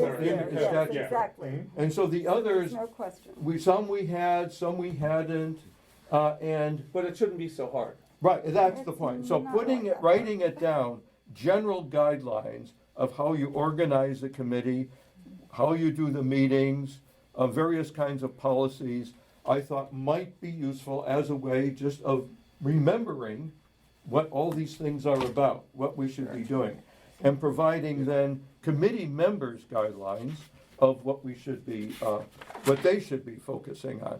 So after going through the various other jurisdictions, pulling them together, getting some comments from Lori Mitchell, from Ron and others, this is where it stands now. So what I would suggest is, do we need it? Do we need it? If we need it, is this the sort of form it should take? And what else should go in or what should be taken out? And so that's what I'm presenting today. Okay, so if I could just add, so Arthur put this together as a draft, and we're looking for feedback because we know a lot of residents have ideas, and we find ourselves every year with new committee members and not maybe perhaps some institutional knowledge. Sometimes there isn't. just to kind of have a guideline, step 1, 2, and 3, and how to proceed. So, and I know there are folks even on this call that will have some feedback. Yes. So this is just the beginning of I think a thoughtful process of how to maybe, as you put it, regularize the process a little bit for folks who want to get engaged. And let me make one last point, is that these are not ordinances, this is not code. Right. These are guidelines, and in fact, the very last line says, "The village council may deviate from or alter these guidelines as the village council determines appropriately based on the circumstances." And so they are guides, they're not, it is not a fixed, not a a law written, or a it's not a regulation law, or even it's a not a policy. code. Yeah. Right, it is, Just they're- to they're- help the volunteers. Right. Yeah. help both the council and the volunteers. Yeah. Provide a written memory of generally how we do things. Right. Well, we're volunteers too, so. Right, and we're And volunteers. you did a great job, Oh, thank great you. effort at Thank getting you. all this coordinated. So we'll redline this thing. Okay. Yeah. But do you have a suggestion on how we can share this with the community? Yeah, for you feedback? could be, Be shared on- posted in Yeah. the packet. Is it So on it's a in the link? packet, Okay. which is on the website. The Okay. packet is always on the website. And we'll have a link to that in the meeting highlights as well. So if And ask for folks, comment. yeah. And Anyone then with comment. if they can send their feedback in, Yep. and it's on the screen right now, but you can always find it. And there's no hard deadline right now to get this No. to get this in place. We don't have a deadline, we don't have any. This seems practical. It definitely seems But practical. particularly people who've been on committees. Lori is a committee veteran, and had some good ideas. So anyone else Veteran of who's many been, wars. who have been on committees, and Okay. we could use your feedback. Excellent. Thank you, Arthur. Really appreciate I'm that. raising my hand. Well, we'll Jump in. can we do For a this during second on resident this? comments, Marty? Can we do it Yeah, on during? this directly. I want to first thank Arthur for doing it. I think this has been needed for a long time, and I really appreciate, regularizing the procedures that we have, the processes that we use, instead of having them, disappear. So this is really helpful. And Arthur, I'm not going to take time at this meeting to go through, but I was so happy to see this. I took the time to go through and really give you a markup on it. I think it's an excellent start. I particularly love the first line about welcoming, participation, because I think that's really a core issue. This is a self-governing community. And I like what you put together here.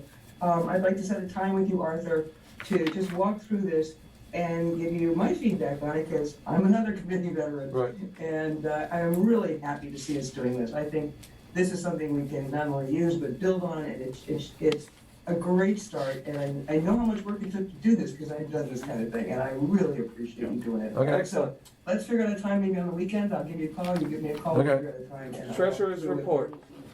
Okay. Ace work, and thank you so much for getting it rolling. Okay, thank you. Thank you. Okay, treasurer's report. Main thing is that hardly any of our money has come in yet, which is not surprising, as the last day of November, we got our first big tranche from the income tax. But we did get one other large deposit from the federal government's American Rescue Plan, $489,000. One day appeared in our bank account with no notation. The state was not very good at notifying us that they'd sent it, but I looked at the bank statement and said, that's a lot more.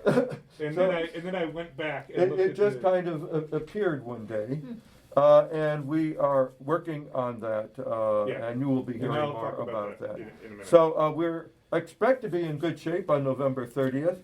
Our expenditures are going about as expected. Thank you. Managers reports. Mr. Okay. Niles. So a lot going on. Last Friday, we did the leaf bag drop-off. If you either did not receive them, and you should have, I've had 2 residents say that. Let the office know, and we'll get ones out to you. We still have some left over. If you received them and didn't want them, let the office know as well. We can collect those up and get it to people who need them. The leaf vacuuming, the first round was this week. It seemed to go very well.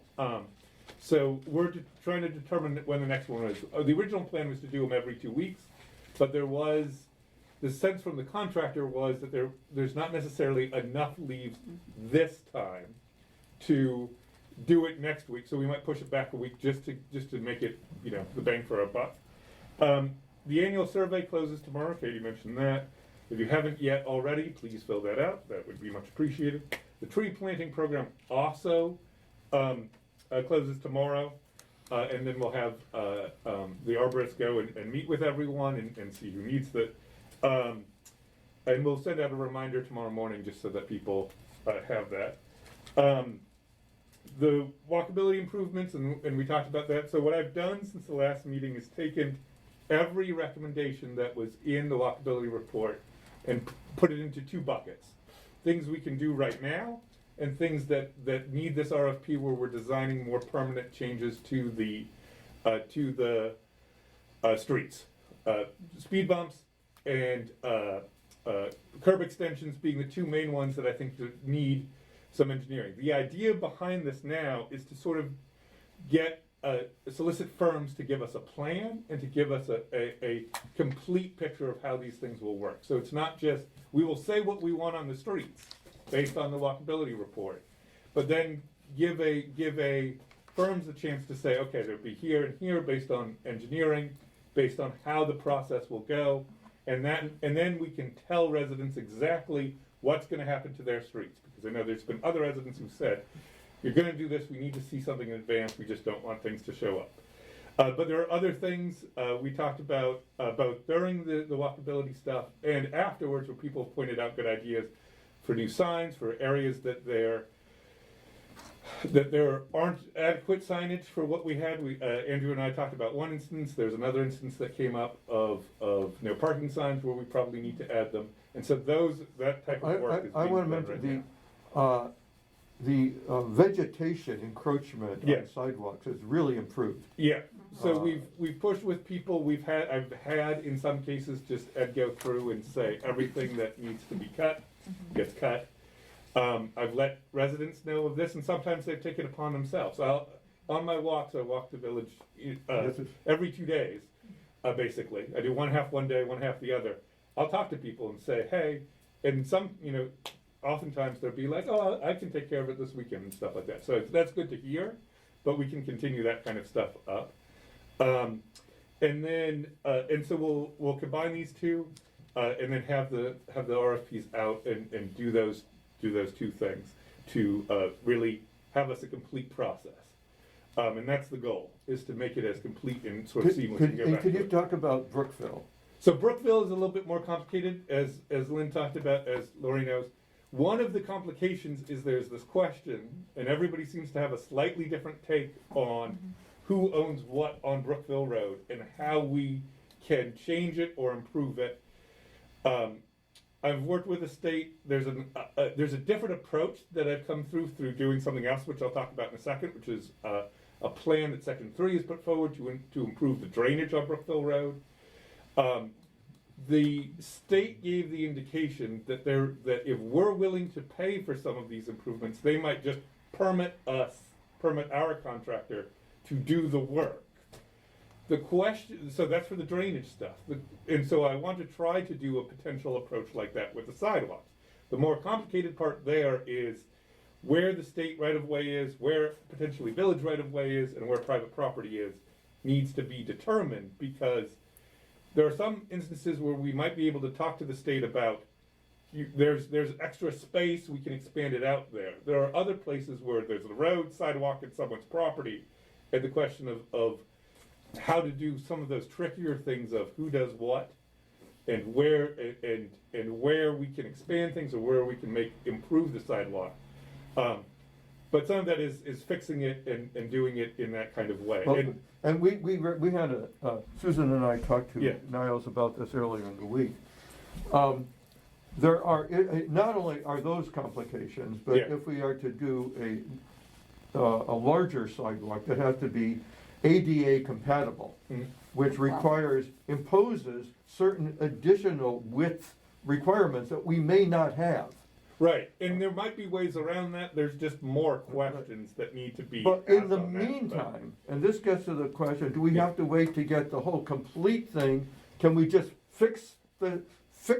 So that's they're crumbling. Right. The fact that this passed some kind of code is crazy to me in the first place. And we have problems, by the way. I noticed, I don't know who else might have noticed, there were 2 trucks that tried to, delivery trucks, that tried to park over each sidewalk, so on both sides.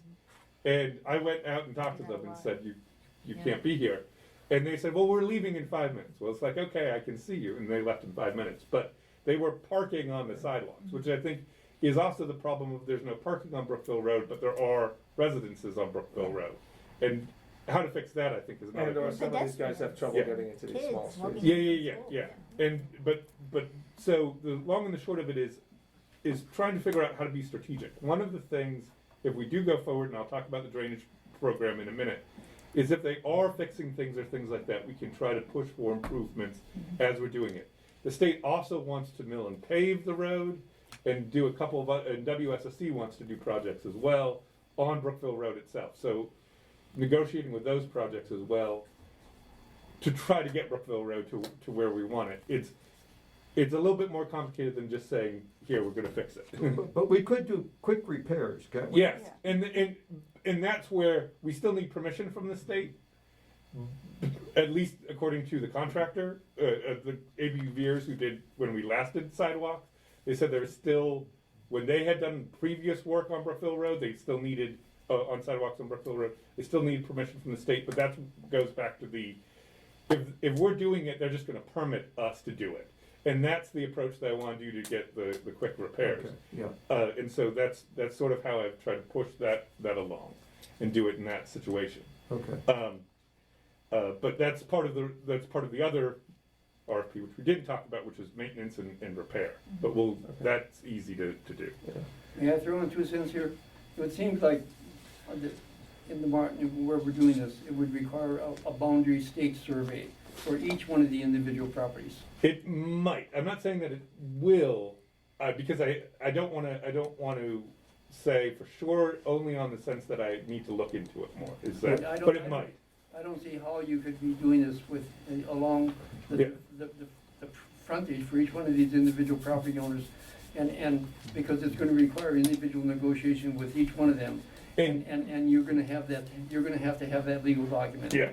And that is what Section 3 did when they built their sidewalk on the other side, is they had to go and talk to each individual homeowner and have that. And I had a whole conversation with Andy, who we've now met, about their process with Section 5, or Section 3.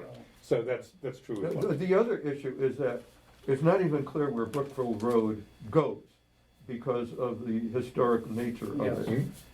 It's so, you don't know where the boundary of the state, what the street is. Well, if we had an individual stake survey for each one of the individual private properties, that would start to give us a clue. That would be some sort of a reference. And then from their front property lines, we can go out toward the street. Yeah. And in some cases, like along the Chevy Chase pathway, it gets narrow. Some places it's very comfortable for two people side by side. Maybe there could be an adverse possession type of situation, or eminent domain, where the government just comes in and takes along one property owner, 6 inches or a foot of their front property. Yeah. But they also did have to, they ended up having to compensate homeowners as well. So that was a part of their process as well. Yeah. That's eminent domain. Okay. All right, next. All right.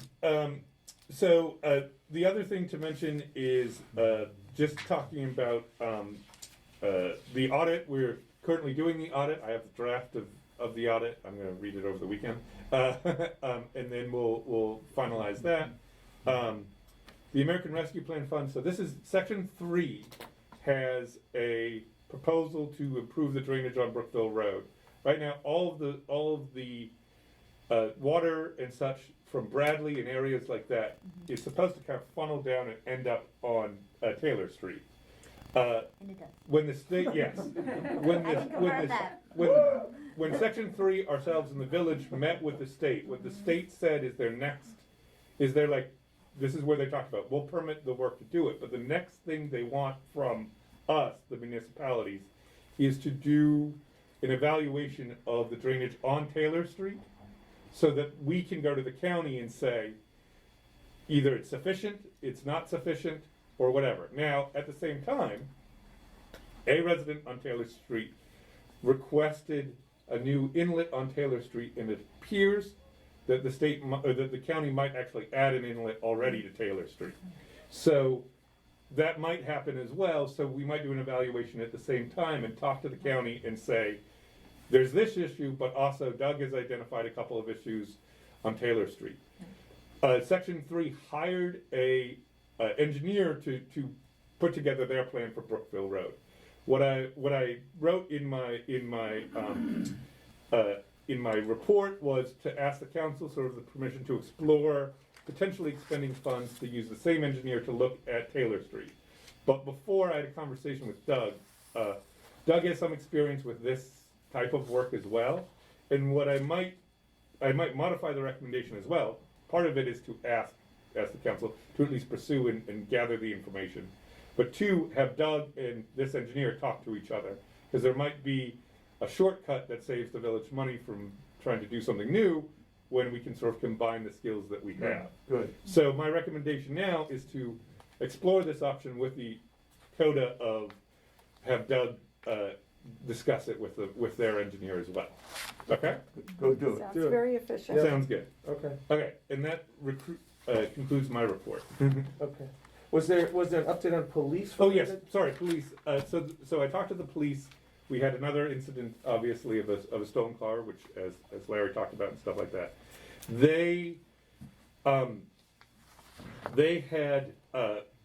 They're sort of looking into that incident, and again, is going to pull some information for me about sort of again what we can do and what we can't do, as we've sort of sharing that information as well in the crime data that we've done recently, but also talking about just ways that, from the police perspective, was ways of maybe communicating more broadly about safety issues, and sort of talking and having a conversation sort of with them through and with the council sort of about communicating these different things in our neighboring jurisdictions. So seeing what they do, and then so they are going to talk to a couple of the different communities. Do you as well. exchange? Do you tell your counterparts across the way when these cars are stolen, or So sometimes, yes, I can make that sort of standard what I do when this stuff happens. Because it might be an echo chamber for those managers to talk to the police on their side, knowing what is going on our side. Right, and I encourage that.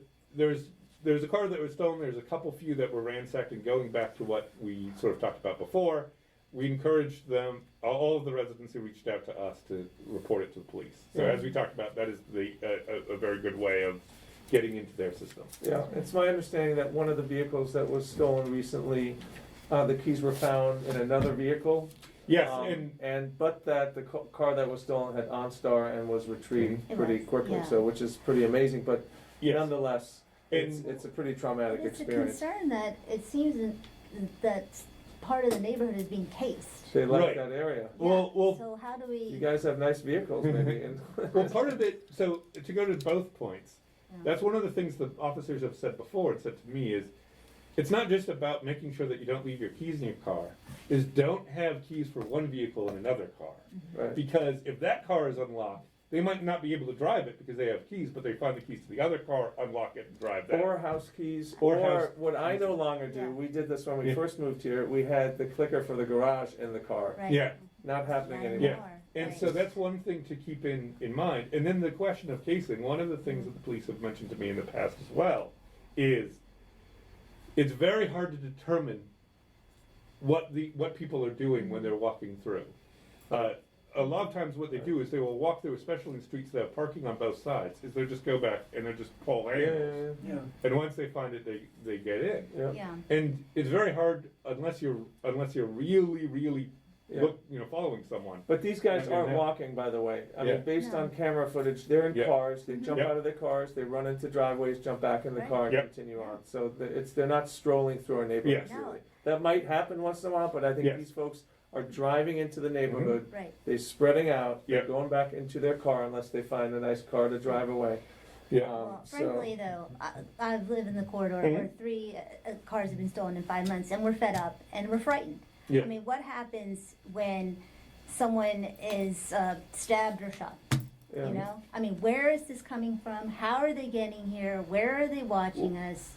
That's just what we talk about. That's the beat from Taylor Street. Yeah. That's all. I'm just just reporting it. Yeah. But honestly, like, I understand, I appreciate what the officers have to offer, but like, what can we do as a community, and we'll see something, say something, I mean, Yeah. what well, should we do out there?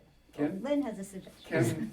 Can residents be deputized, when they just say like, if you see a license plate, Citizen. a speeding car, somebody's not going through a stop sign, and you catch the license plate, and you can, make a note of it, and somewhere or another, you'll have a legal process Well, go into place? So the answer there, I mean, the answer there is always, if you see something that you think is a problem, call the non-emergency line. And if it is a problem, call 911. I Right, mean, right. you're always, as a citizen, you can report what you see. What, but your but I point, think- your point is on Thornapple, for example, if someone talked about Yeah. that speeding Yeah. blue BMW, Right. if there's a repeat offender and a resident Video can it. get Yeah. that license plate, Mhm. I think that's a license plate eventually we should share with our police. Yeah. And they can look them up, and they could, I mean, I Mhm. don't know if based on that, if that's hearsay or whatever, if Yeah. they can actually make a call to that They person. will. But I don't, Yeah. I don't know what But- else you could do in that sense. But I think it You have a starts lawyer, with doing that. If you see Catch 'em something, in the act. call. Catch them in the yeah. act, right. But the Call- act is seeing the person, then what, you call and report that license plate number if Yeah. you can get it Mhm. to the police. Yeah, if you Yeah. have it, just report it to the police, and then they can. The only problem there is that person said, oh no, I did stop. This person didn't see me stop, Right. it's complicated, I mean, Everybody has a phone which Mhm. can take pictures. video, yeah, And then you take the picture, you have a date and time. Yeah. yeah, make sure And- it's on video. That doesn't lie. Yeah, Yeah. but the number one thing is if you see something, that's why the non-emergency number is there, and if Yeah. you think it's an emergency, you call 911. Can you get the screen back to the normal? We're well into residents' comments, so let's get onto the big screen. Injury time, we call it. Injury time, yeah, we're way into, Stoppage time. there's a penalty shootout coming pretty soon. Larry's hand is raised, go Yeah. for it, Larry. Hi, so Katie, I wanted to mention something. I was really impressed with what you've done, but what happened is as you were scanning through those things, I saw snippets of information that I think are really important for our villagers to know about, that we don't know about, right? And then in the rest of this conversation, Niles brings up section 3, is it Niles? Mm-hmm. That the article, Katie, I'm sure you saw it in their newsletter, because I went back and pulled it up. Yeah. Is an in-depth, insightful thing about storm drains, Yes. stormwater. That is something our people should be reading. Mm-hmm. Well, So the question is, how do we do that? Do we do it as a link in our newsletter that they can look at those things? But what I was seeing is that almost every surrounding area's newsletter had important information that our villagers should be able to see and be aware of. well, can I? I understand that's, Yeah. but it's something we Yeah. should think about within the newsletter communication, that these things are in the neighboring things, they should be in a link there. Yeah. If you're on, you just click the link and you go right to it and read it. Right. If you don't want to do it, you don't have to. We could. Yes. So, I mean, the obvious answer is links. If you want links to what's going on, that's the easiest way. And if there are things that we think are important, it's also one of those things where we can talk to the other communities about either sharing their article as an article in ours and giving them Right. attributing. Yeah. I gotta tell you, Katie, those things were very, that thing about the stormwater that Niles is talking about, Mhm. I don't know if you had a chance to read it, but it really provides some insight into, we can't do this on our own. Yeah. We better get involved with these other people, Mhm. because we're liable to create solutions that don't agree with theirs. Right. And they're a problem.